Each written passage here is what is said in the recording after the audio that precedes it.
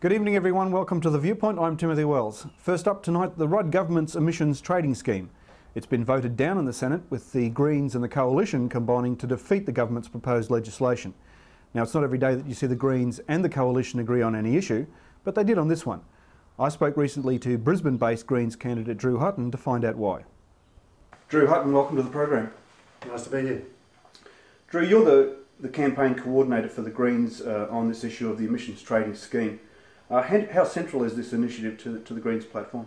This is a crucial issue, well, for the future of Australia, really, but it's also going to be the central plank of the Greens campaign for the next federal election. The Greens are opposed to the Rudd government's plan. In which areas do you have a fundamental disagreement with them? Well, basically all areas except that we should have an emissions trading scheme. The carbon pollution reduction scheme that the Rudd government is putting into the Senate in the next week or so basically commits Australia to a 5% reduction in greenhouse gas emissions. By 2020? By 2020. It basically means we won't even be starting to reduce our greenhouse gas emissions before 2013. So in other words, it's a political token that they're offering?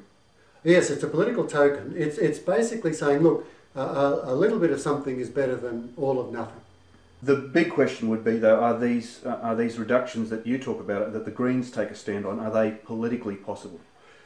I believe they are. The Greens did a survey recently, which of 1,100 Australians through the Galaxy polling, which showed that 75% of Australians are more than happy with a more ambitious target.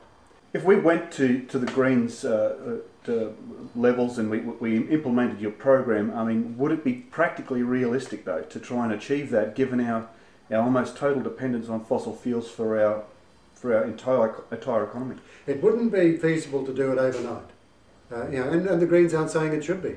What the Greens are saying is, let's see now, right now, a coherent plan for transitioning. Recently, Family First Senator Steve Fielding has also weighed into the debate. He has recently conducted a fact-finding trip to the United States, where he spoke to a lot of scientists on the other side of the debate regarding global warming and climate change.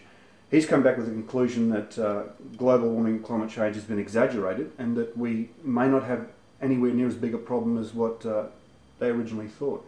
How would you respond to that? Well, Steve Fielding has spoken only to the climate change denialists.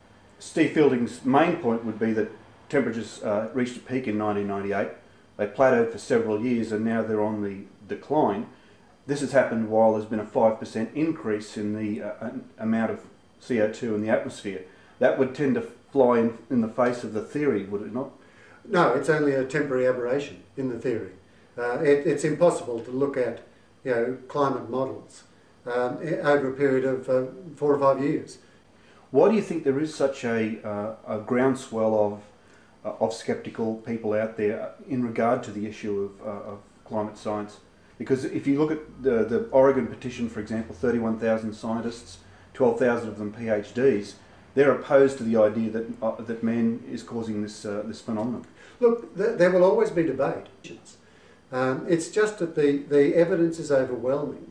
I mean, there might be all sorts of scientists and others who are denying the link, but there are tens of thousands of scientists, and including in those the best scientists in the world in this area who are saying there is the link.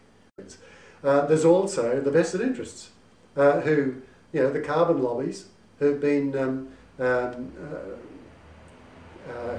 financing, think tanks and scientists.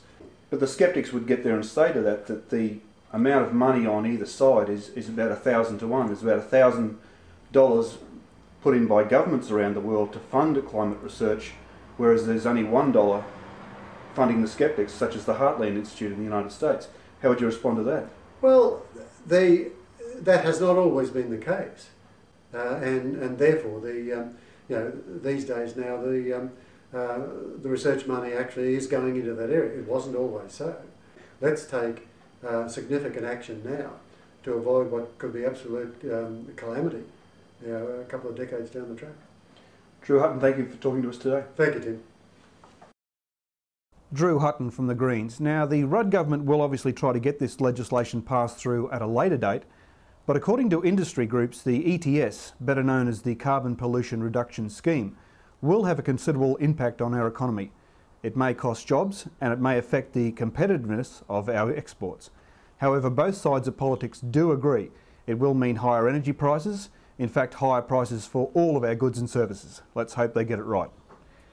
Coming up after the break, Noel Whittaker tells us what's happening in the markets, and we meet one of the fresh young faces of Anna Bligh's state Labor government. Stay with us.